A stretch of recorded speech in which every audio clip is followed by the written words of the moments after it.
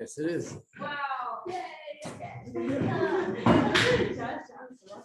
This time is fine. Okay, let's start saying to them. You need to start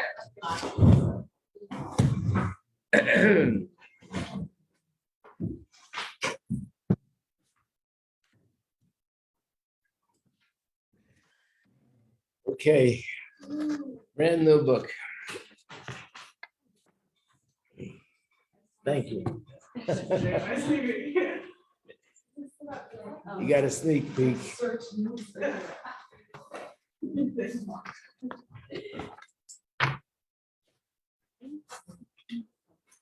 Thank you. Wow. Straight out of the oven with the matzahs. What? The font, it changed. You got to constantly be upgrading, you know. This is the next one. Oh, yeah. It's like. Oh, this is fine. Okay, I was like, that's not 11, but I think it's 16. Usually these are around. Yeah. Sometimes it's just fun. I know.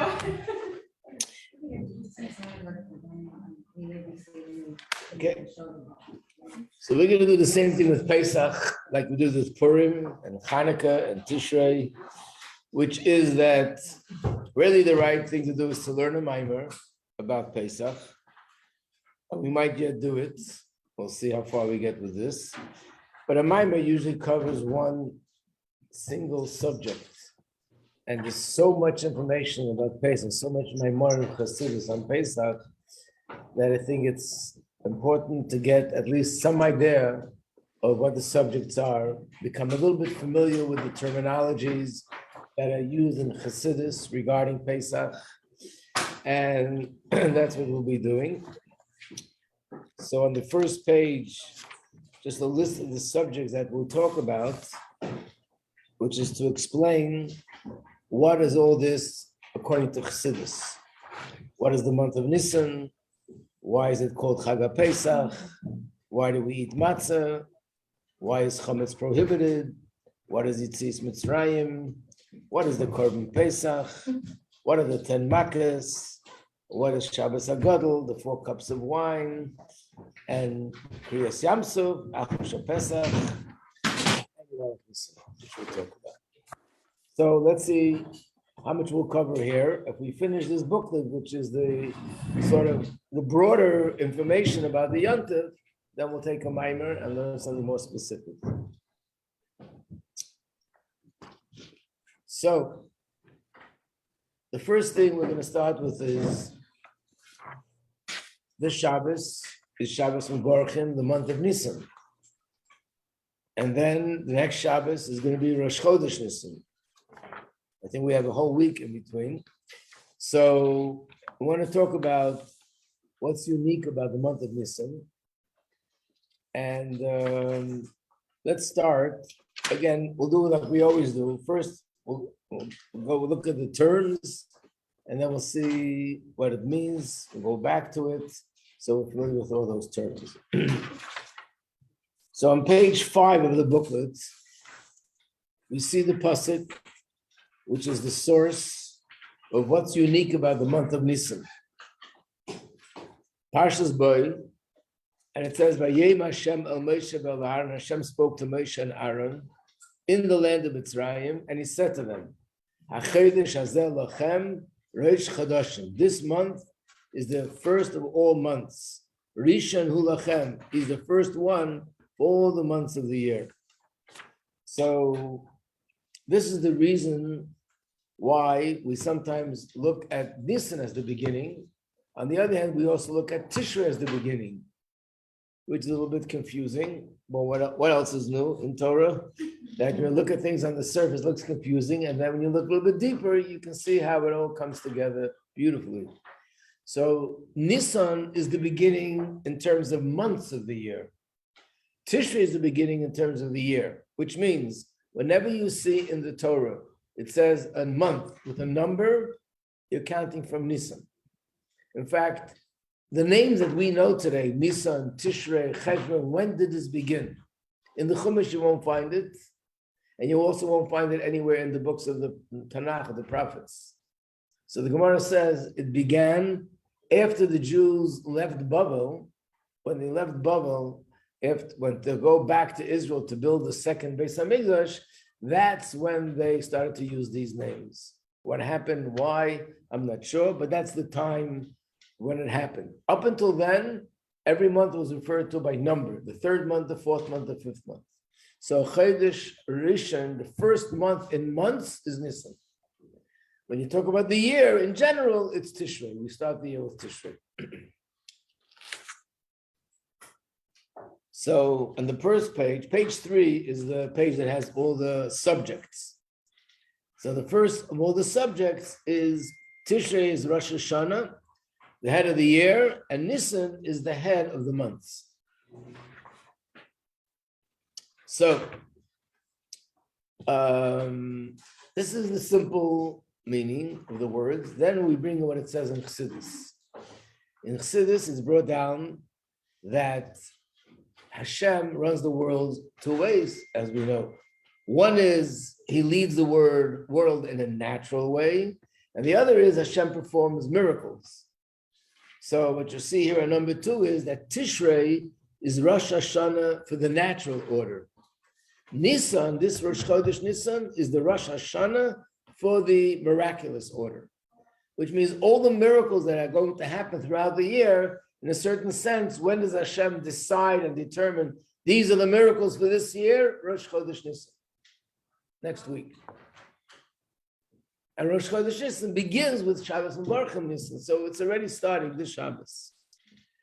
And when does Hashem make the decision of everything that's going to happen this year in the natural order? That's in Tishrei.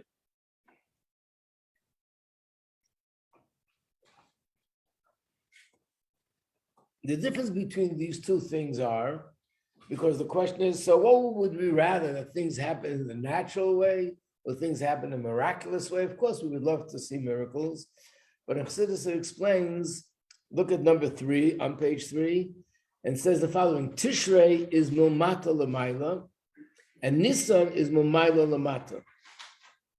These are terms that are very common in Chassidus, and it depends on what context it's used, but generally speaking, it's all the general same inyan.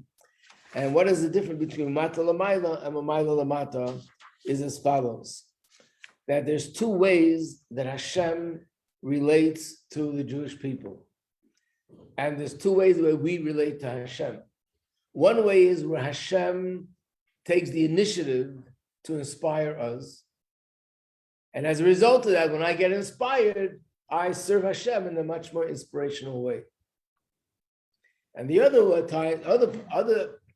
scenario is that Hashem does not inspire me. In fact, Hashem is hiding from me. He's concealed. In fact, I don't feel anything coming from him, because Hashem is waiting for me to take the initiative and do something as a inspiration. And when I do something and work on myself to become inspired through my effort, then Hashem sort of reveals a little bit of himself to me, and I become lifted even more by Hashem. So these are the 2 terms that we always know, and you've heard in other places: Yisrusa de Latata, Yisrusa de La'ela. Is the awakening and the arousal coming from above first, or the arousal coming from below first? First it's me and then Hashem. So generally speaking, these are the two psukim that are found in the Torah. Take a look at page 9. Let's turn to page 9 in the booklet. And here we see a pasuk. No, it's not page 9. So which page is it? Oh, I'm sorry, why am I saying 9? It's not 9. It's number 9 on the list, but it's in the booklet, it's page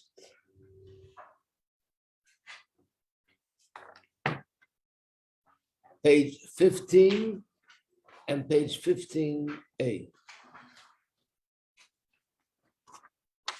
On page 15a, it says, it's underlined, pasuk 16, Doidi li, Doidi is Hashem. It's an affectionate way of talking about Hashem, my beloved. Hashem is to me, Vani loy, and I am to him.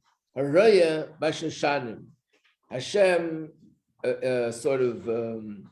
has me eating, or it's like a shepherd who leads his sheep to pasture shashanim and roses. If you look at page 15 and look at not the pasuk that's underlined, but a different pasuk, and that is pasuk.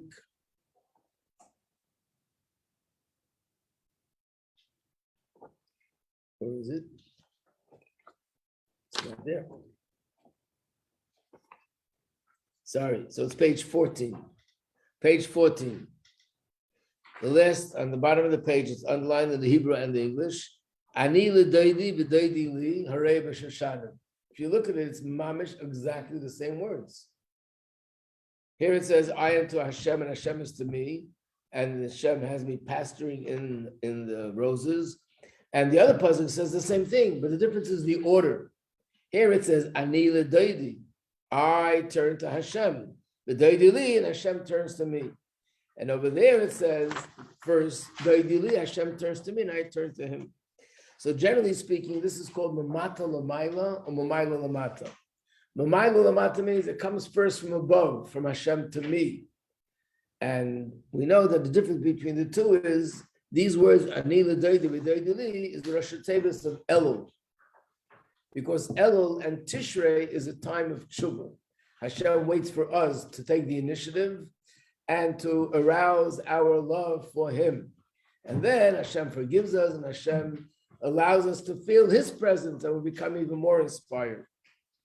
The month of Nissan is connected to the words Doidi li va'ani loy, that where the arousal comes from Hashem. And not only that, but the actual history of these 2 months is also the same. What's the history? The month of Tishrei, and especially the day of Yom Kippur, how did it come about? The Yidden worshipped the golden calf. And because of that, there was a decree. And they had to do tshuva. And we did tshuva for 40 days and it didn't help. We did tshuva for another 40 days, it still didn't help. Then finally we did tshuva for the third set of 40 days, which started in Elul, and then on Yom Kippur, 40 days later, Hashem forgave us. And we got the Torah a second time. That means that what we got from Hashem, the Torah and the forgiveness and all the joy, was a result of all the tshuva that we did. So therefore, this time of the year, which is Tishrei, represents the direction of Ani l'doidi, I turn to Hashem, and then Hashem allows himself to be felt by me. And I feel Hashem is present. Hashem manifests himself and sort of gives me a little bit of his light. The month of Nissan was different. The Jewish people were on the 49th gate of impurity. I'm sure you're familiar with that. And this is one of the reasons why we count the Omer 49 days, because Egypt, Mitzrayim, was the most immoral and impure place in the entire world at the time. There's a term in the Chumash, it's called Ervas Ha'aretz, which means the most immoral and lowest place in the world. And that's where the Yidden were. And unfortunately, they got involved in things just like the Egyptians. So at that time, they were so low, they were in the 49th gate of impurity. And yet, what happened? Hashem revealed himself to them. Each one of the 10 plagues was Hashem revealing himself. Going out of Egypt was Hashem revealing himself. Winning the war against Amalek was Hashem revealing himself. Splitting the sea was Hashem revealing himself. Giving the Torah Hasin is Hashem revealing himself. But all this happened not because we did some spectacular things, and as a result of that, Hashem revealed himself. We were actually in the 49th gate of impurity. And Hashem took the initiative to reveal himself first, and that motivated us to refine ourselves and purify ourselves and get closer to him. So therefore, in general, these 2 times of the year represent these 2 modes. One is from above to below, and the other is that starts from below to above. Is this clear so far?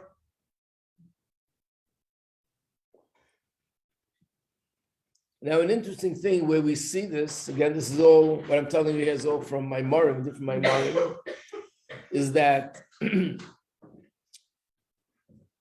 there are 2 ways in the davening, when you see words in davening are in a certain order of the aleph beis, there are 2 possibilities.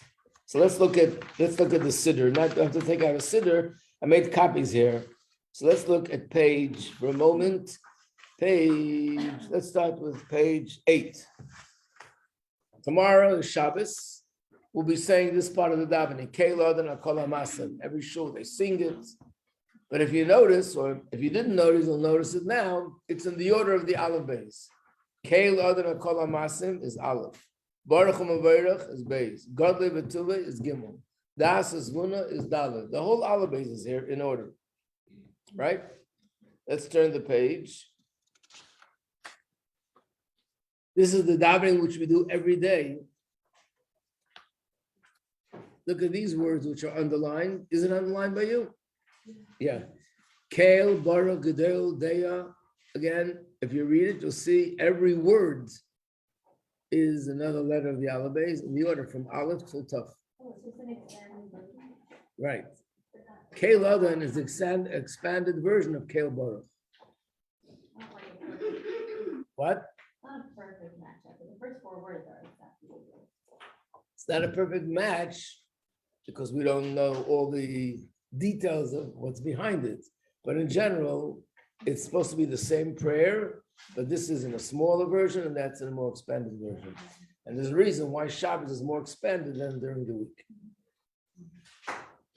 That's also found in my memory. Yeah. Now, Ashrae, it's most common. Also, the order of the aleph beis. The first word is Ashrae with an aleph, and then you have beis, gimel, daled, underline them all the way down. Every letter of the aleph beis is there except for one. Which one is missing?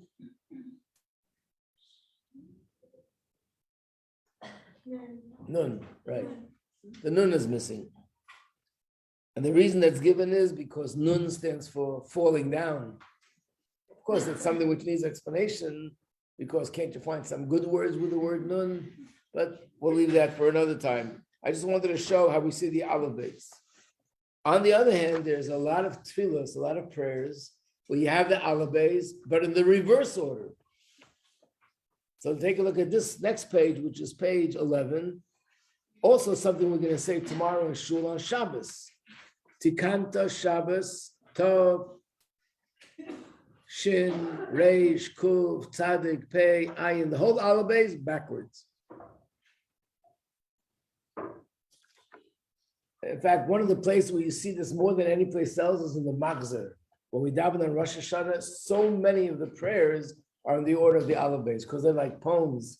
But yet you'll notice some of the aleph beis, Gimel, Daled, Hey, and others are Tav, Shin, Kuf, Reish, Kuf, and backwards. So what is the difference between the 2? Generally speaking, it says this is the difference. When something is written in the order of aleph beis, Gimel, is going from the top to the bottom, from aleph to tav, from the beginning to the end. That's Mamaylo Lamata. When something is written in the order of Tav, Shin, Reish, Kuf, backwards, it's going from the bottom back to the top. So this is similar to these 2 things. And this is one of the things which we find as a difference between Tishrei and Nissan. How's that? How do you spell Tishrei? Tav, Shin, Reish. All you need is 3 letters to know which direction you're going. You're starting with the Tav, the next is the Shin, then is the Reish. Nissan is the opposite direction. You're going to think very hard. How is Nissan the opposite direction? You won't figure it out because Nissan starts with the Nun. So look at page 12. Page 12 is where it says in the Pasuk that the holiday of Pesach must be in the spring. And that's why we have two Adars, like this year. If there wouldn't be two Adars, Nissan would not end up being, Pesach won't be in the spring. And it has to be in the spring. So, in fact, you can see it in Rashi here. When the Pasuk starts with the word Shomer es Chodesh Aviv, take heed, be careful with the month of the spring. Rashi says to make sure that Pesach is compatible, or Nissan is compatible with springtime. And so you can bring the mincha offering. If not, add a month to the year and then it'll be in the spring. That's the reason why we add a month every few years. So the cycle with the sun and the moon should go together. And the month of Nissan should always be springtime. How do you spell Aviv? Aleph base, the reverse order. So basically Nissan is from Aleph to Tav. That's from up down. Tishrei is from down up. And that's why the actual spelling of the name starts with a Tav, and then Shin, and then Reish, and so on.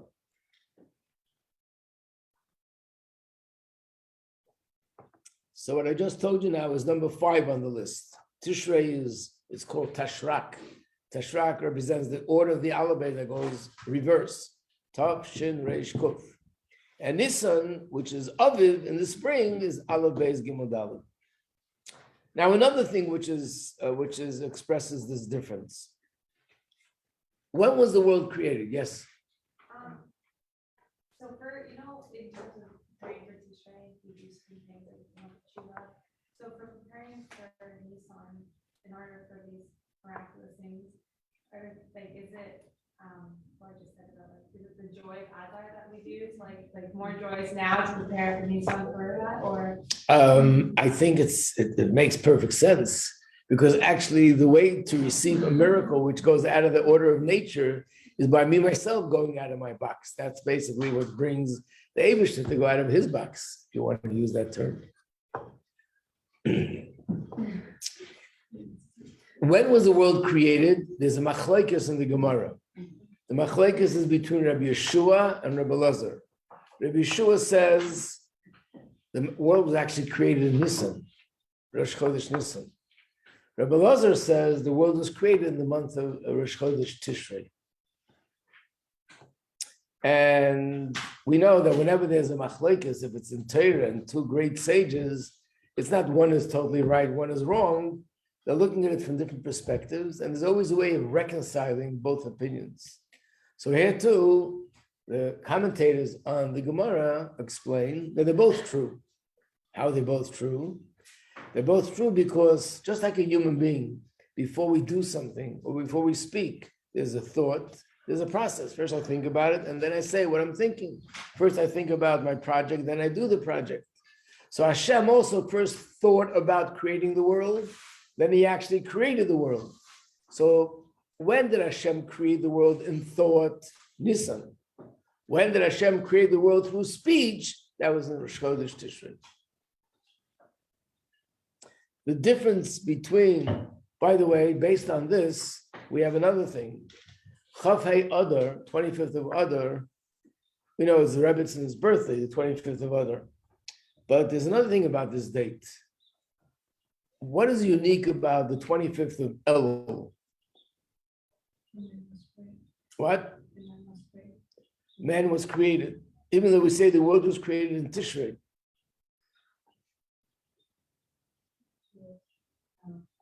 I'll tell you what you want to say. What you want to say was that man was created on Rosh Hashanah, but the man was created on the Friday, the 6th day of creation. When was Sunday? So the first day of creation was actually the 25th of Elul. First day of creation was actually 6 days before Rosh Hashanah. But nevertheless, Hashem chose that we should celebrate the birthday of creation on the 6th day, not on the first day. And there's a lot of my marm that go into it. The general answer is because on the 6th day, man was created. And being that's the beginning of fulfilling the purpose of the entire creation, it starts with Friday. But the actual world, the physical world itself, when there was the first day when Hashem created heaven and earth, that was 6 days earlier, which comes out to be the 25th of Elul. If we say the world was created on Rosh Chodesh Nissan, when is 6 days before that? 25th of Nissan, of Adar. That means that 25th of Adar is also like the birthday of the world, of creation.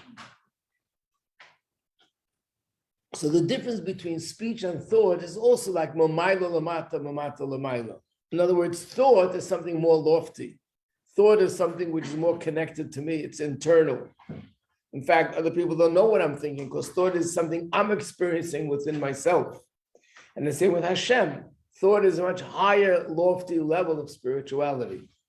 And when Hashem speaks, that's something which is more, in a sense, distant and disconnected from Hashem, and not connected the same way, just like when a person speaks. Once I speak and the words come out of my mouth, it's outside of me. And now it goes into another person's ears and they hear it, but it's outside of me.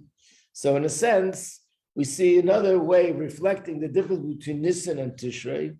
Nissan is thought and Tishrei is speech. So Nissan is, in other words, known as the time of the Avodah of Tzaddikim. And Tishrei is the Avodah of Balei Tshuva. So this is what you have here. Number 8 is the difference between Nissan and Tishrei. Tishrei is the Avodah of Balei Tshuva because we did Tshuva in order to merit to have a Tishrei. And Nissan is Tzaddikim. Why is it Avodah of Tzaddik? Which means it's something that Hashem gave us in his own initiative. It wasn't through our avodah of tshuva.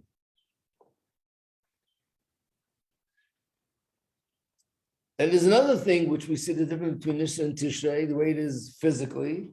Tishrei is the beginning of the fall and the winter. Nissan is the beginning of the spring and the summer. So let's look on page 13.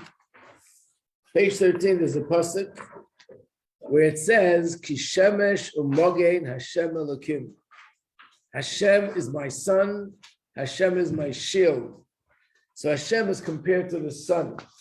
The sun is light, gives us sunshine and light and warmth and energy, and that's Hashem. He's the source of all the light and warmth and energy in the world. So Begashmius, the time of the year that Nissan is, that's the beginning of the time where the sun is shining more brighter and giving more warmth to the world. Tishrei, that's the beginning of the fall and the winter where it's colder and darker and so on. So even Begashmius, so being that the sun represents Hashem, that means Begashmius, we see that this is the time where Hashem's light is more revealed and Hashem is revealed to us, and that inspires us to turn to him. And Tishrei is the time where Hashem is less revealed, more concealed, and then he waits for us to take the initiative. And once we do our avodah, then he becomes revealed to us. Now the question is, so which is a higher avodah? Which is a better avodah? So naturally, like everything else, each one has an advantage over the other. What is the difference? There's a Hayom Yom. Now, being that you did the Chidon, you probably remember the Hayom Yom, but I don't remember what day it was. But I think it was in one of the questions. Hayom Yom, that said like this: it's much easier when someone takes you by the hand and leads you. Anyone remember that? But it's much more precious if you walk on your own or something like that. What? It's not about the midburg, it's in general. It means to say that if someone helps me, someone stretches out his hand and helps me get there, it's easier. But it's the midburg, you mean to say that's where Hashem was holding us by the hand. He revealed himself. Man from Shemayim, a well of water traveling with us miraculously. We saw all the miracles in the midburg. As we walked, we had the clouds protecting us. Everything was miraculous. That's Hashem leading us.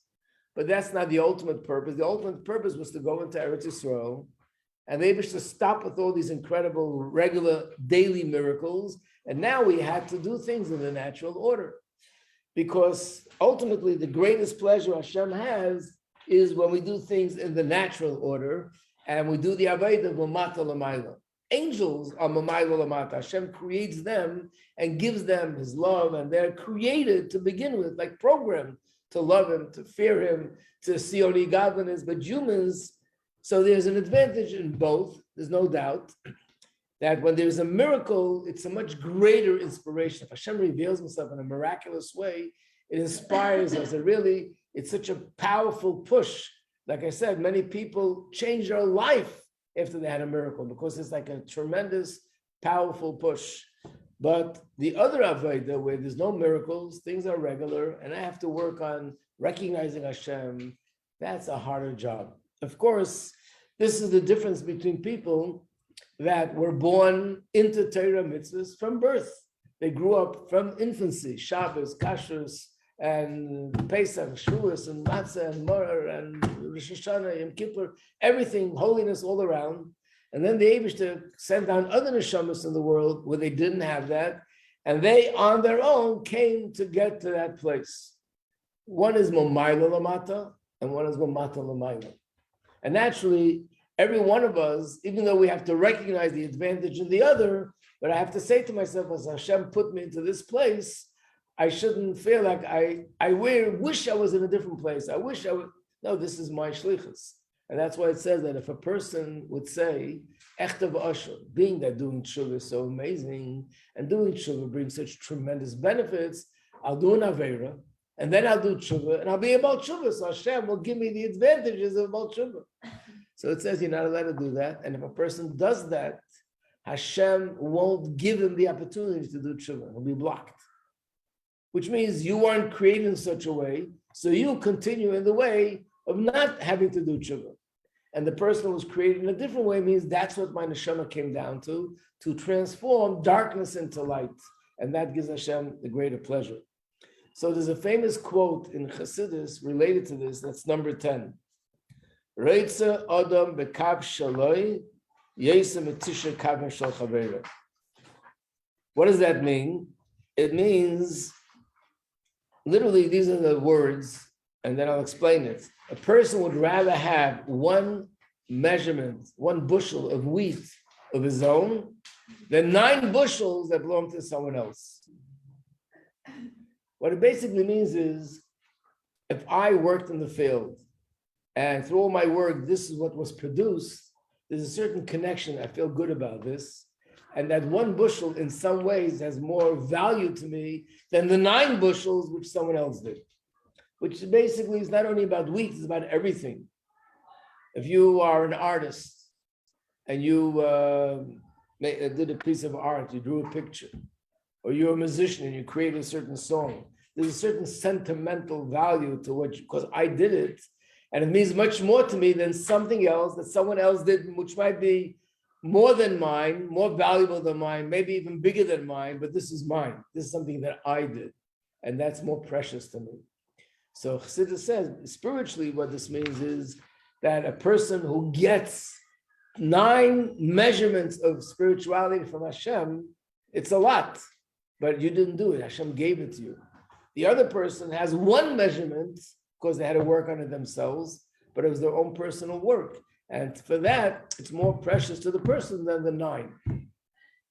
Which means that even though maybe it's not on the same level, like we're not on the level of angels, they're so much greater. They have 9 and we have 1. But the one that we have comes through work. We have to fight for the Yetzer Hara, and we have all the challenges. And the 9 that they have is just God given to them. So this is what the month of Tishrei represents. Being that we're now in the month of Nissan, so therefore it means now we should be focused on the advantage of and wanting and asking and working towards Hashem, revealing himself to me like he did to the Yidden in Mitzrayim, which is that Hashem takes the initiative and something happens in my life where I feel inspired, I come across something which inspires me, I meet a person that inspires me, I hear some words that are inspiring, or I'm just davening one day and I know where it's coming from and I become inspired. And that is Hashem inspiring me so that I should be able to do my avodah.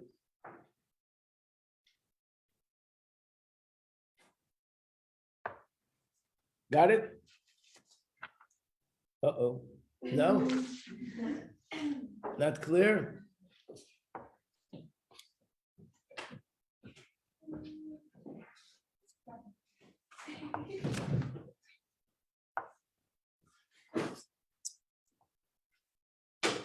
So this Shabbos, we're going to be benching Rosh Chodesh Nissan. Let's talk for a moment about the day itself, Rosh Chodesh itself. In the Chitas of this week, which is Shmini, starts off that on the 8th day, all this happened on the 8th day. So let's see if we have it here in the booklet. Rashi says this day, Rosh Chodesh Nissan, is a special day. In what way is it special? So Rashi says, no, we don't have it in the booklet. Yes, we do. Page 19. Take a look at page 19. It's this week's Parsha, the first pasuk of the Parsha. On the 8th day, so Rashi says is the 8th day of the Miluyim, of those 7 days of practicing. This was the 8th day. Which day was it? Rosh Chodesh Nissan. That very day on which the Mishkan was set up. And that day took 10 crowns. Interesting expression. It doesn't say that day had 10 major events that happened in history, but it took 10 crowns. What are the 10 crowns? If you look in the Seder Olam, you'll find it. If you look at the bottom of this page, this is a copy of one of the, I think the Metzudas Chumash. They have what it says in the Seder Olam. What are the 10 things? The first thing is Ma'aseh Bereshis. The world was created. I guess, according to the opinion that the world was created in Rosh Chodesh Nissan, that's what it is. And also that year it was on a Sunday. So that's the first day of creation. The second thing is that the Nesiim, they started to bring the sacrifices.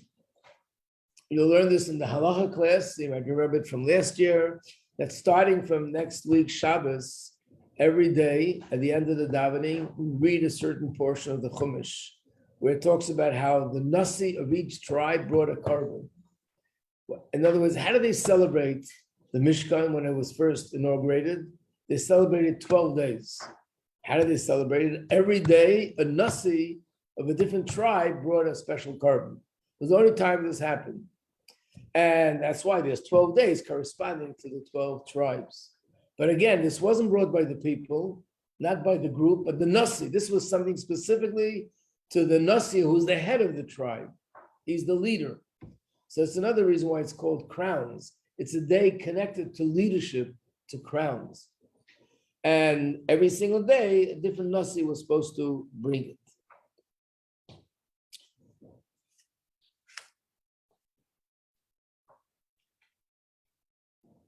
Another thing where we see a relationship between this month and royalty and crowns is number 11, which is Rosh Hashanah for kings. What does it mean, it's Rosh Hashanah for kings? So it's a Mishnah. If you look on page 16, we can read the Mishnah. The Mishnah talks about the fact that there are 4 days a year that are considered Rosh Hashanah. One is the one that we all know, but there's 3 others. Let's look inside. It says, the Mishnah says there are 4 New Years.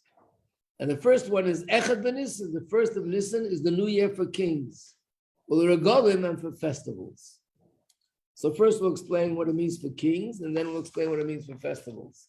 For kings means like this, that in those days, when people would write a document, if it was a contract, you bought something, you sold something, or any other kind of document, they would write the year. Today is this day of the year, 5/7, whatever it is, 8/2. They also would add another thing, is the 3rd year of the king, the 10th year of the king, the 4th year of the king. And that's one of the ways of identifying the date. But the problem is, how could you say the 4th day of the king, the 10th day of the king? You don't know when the king became a king to know how to count 4 years or 5 years or 10 years. So the answer is, because of that, the Chachamim set a date that all kings, when it comes to Rosh Chodesh Nissan, that's the beginning of their kingly year. Which means if a king became a king, for example, in the month of Adar, after Rosh Chodesh Nissan, that's considered his second year. If he became a king all the way back in the month of, let's say, Cheshvan, then he becomes the second year is also Rosh Chodesh Nissan.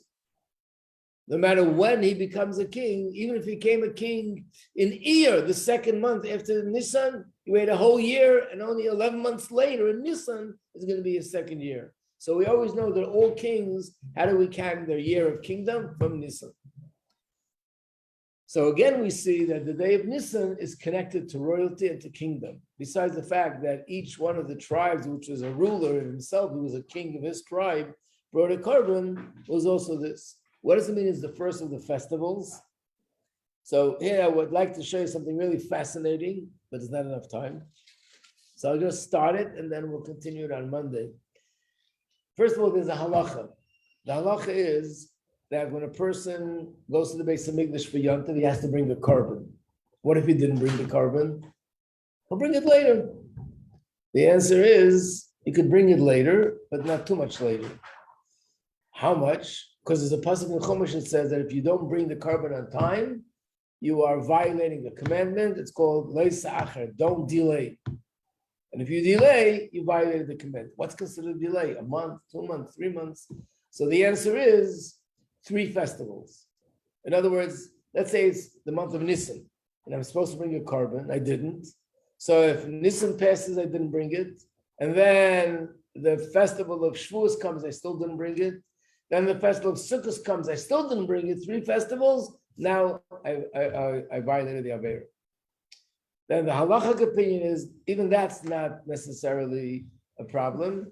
Has to be 3 festivals in order, which means the order has to be the first festival of all is Nissan, the second is Tishrei, and the second is the Shavuos, and the third is Nissan, which means, imagine a person made a commitment to bring a korban for Shavuos, and he didn't.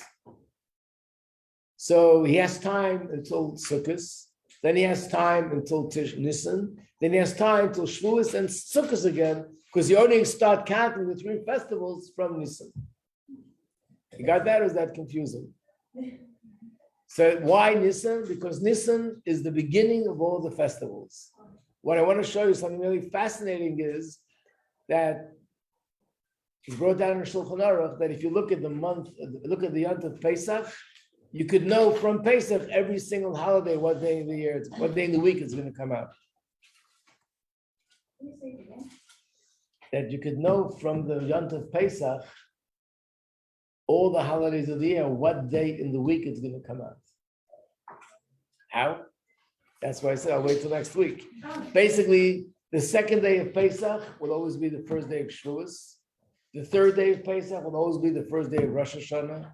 The fourth day of Pesach will always be, I think, Simchas Torah.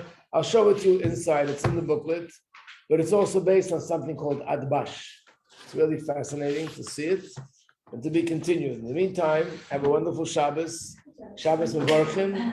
Also, try to remember, it's important to hear the Parsha Parats. Some opinions say it's also an obligation that you must listen and hear the Parsha Parah. And altogether, if you bring all the miracles we're waiting for, real quick.